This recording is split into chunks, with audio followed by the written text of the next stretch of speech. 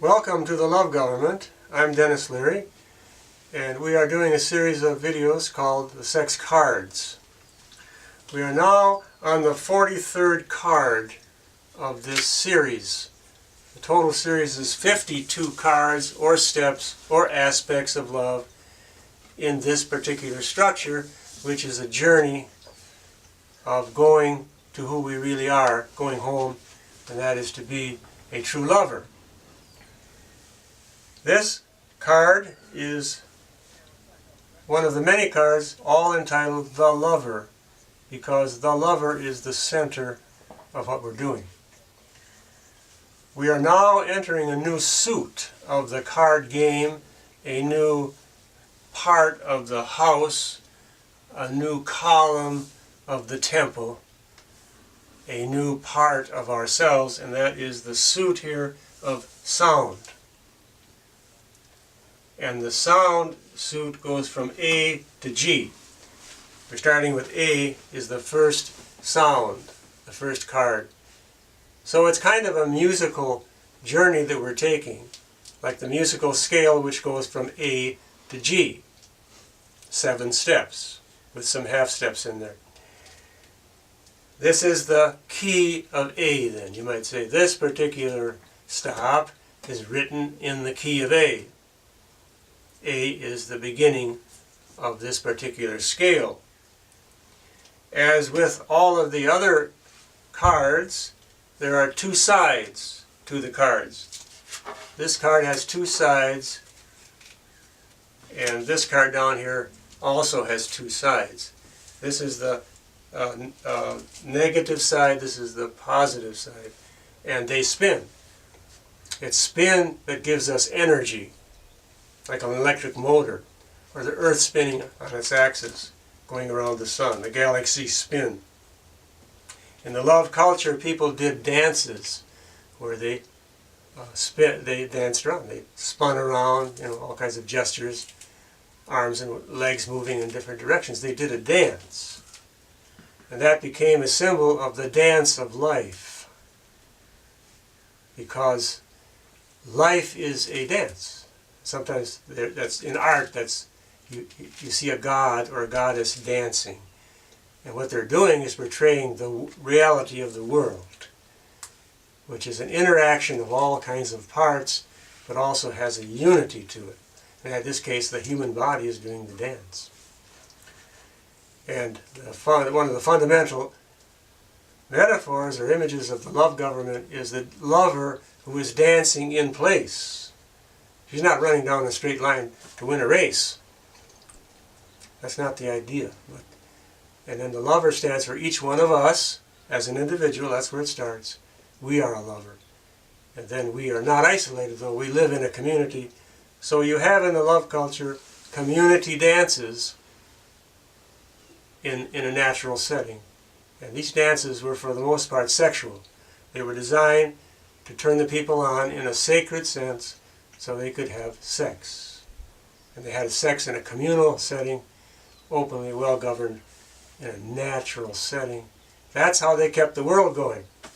By the sexual rites, kept the love culture going, because of the constant reenactment of the originary story of the lover who dances the world into creation, and she, in effect, has sex, and that produces the creation. Anyway, it's a story of love.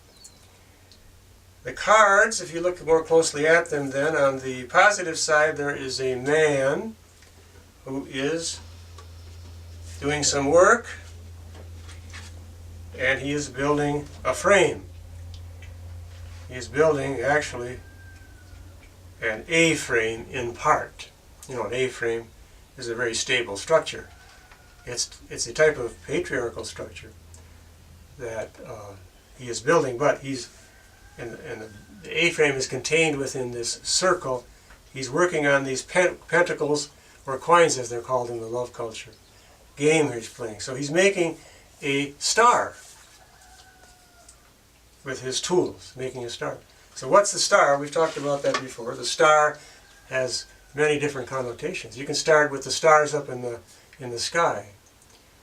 That is us. We are stars. Maybe we come from the stars. Anyway, they're concluded in our cosmology. The Earth includes the stars. We're on the Earth, so in our immediate awareness, that's what's most important. We're not living up on the stars, but we're aware of them. And we may have come from the stars, or we may not. Who's to say? He's making a star then. But then we bring it down to Earth. That's our bodies, is what we are dealing with now. We're in a body, and that's terribly important. And our body is a star configuration. So we're saying we're stars. The body is a star. We have 2 arms, 2 legs, and a head. Makes a 5-pointed star form. Again, we're stars. And that, links with the sun star, for example. The sun is out now. The sun is a star. That's our closest star.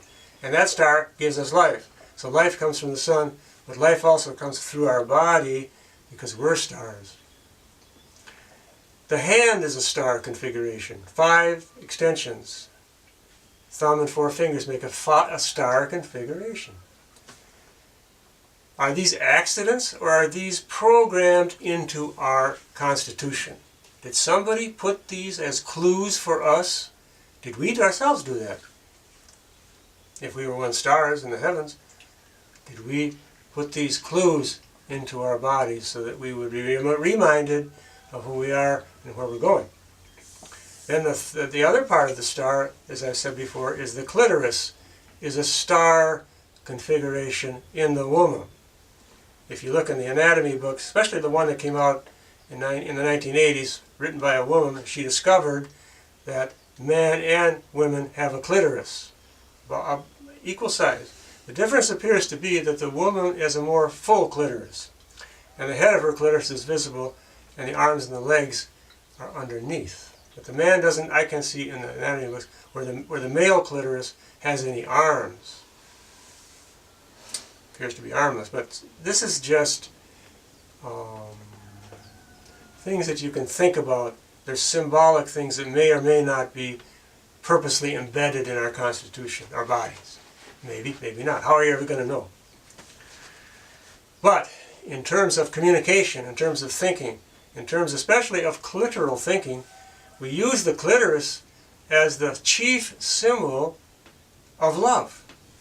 Because the clitoris appears to be the only organ designed directly for pleasure. It has indirect uses also to enhance, say, reproduction.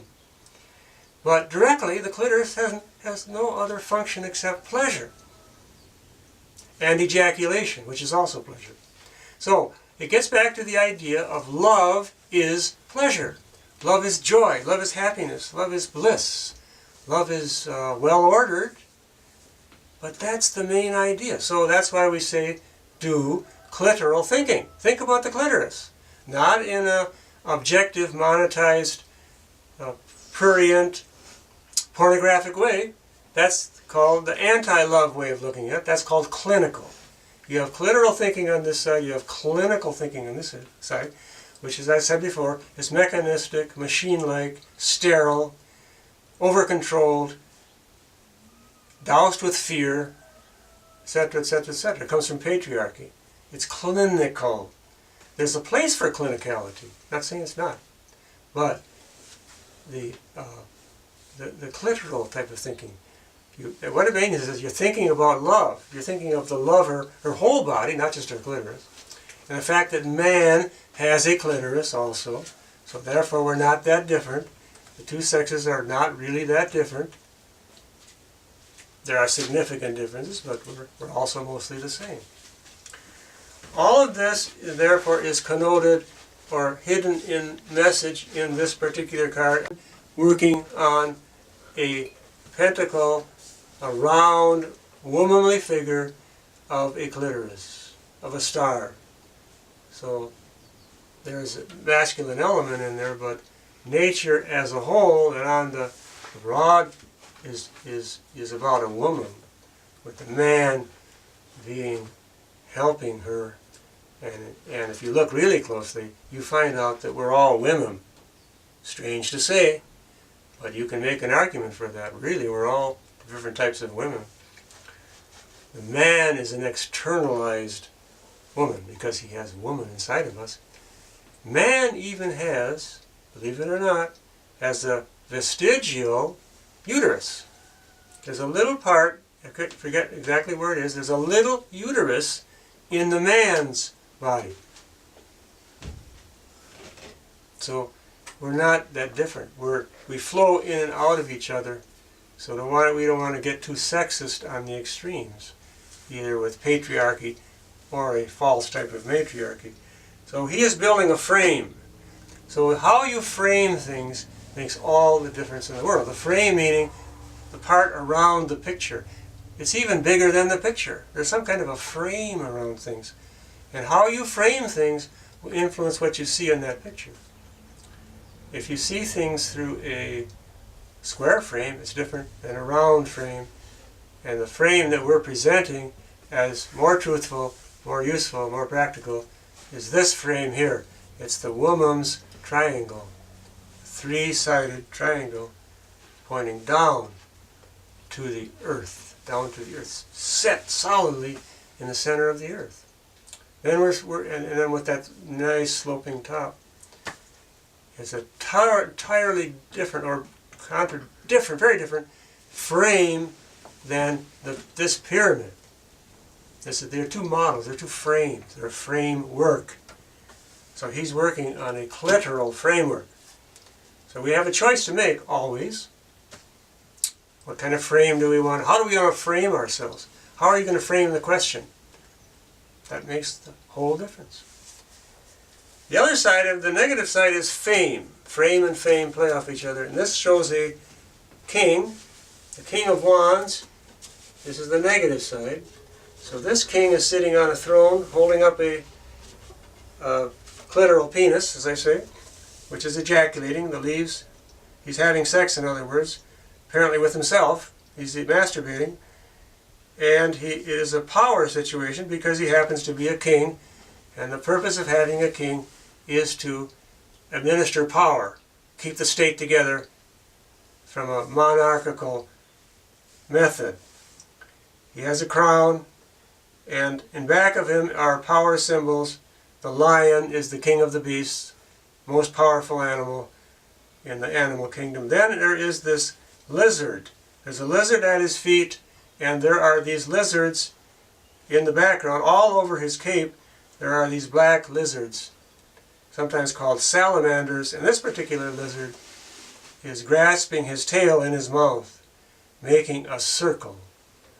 This is the ancient symbology of a woman, actually. A circle is a woman. So things run in circles or spirals. What the thing is saying here, that even though he's a king with a phallic symbol in his hand, if you look closely you will see the woman in the picture.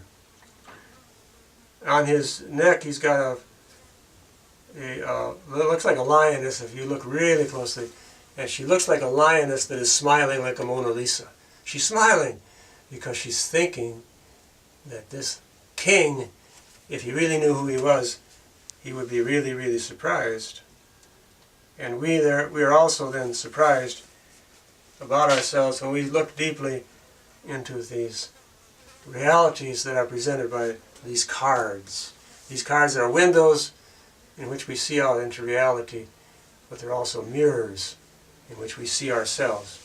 Thank you, therefore, for being with us on this journey. We're now in the suit of sound, and we're going to make some real nice music here in the key of A, but we have all of the other keys coming up. Thank you. Have a lot of music in your life. Thanks.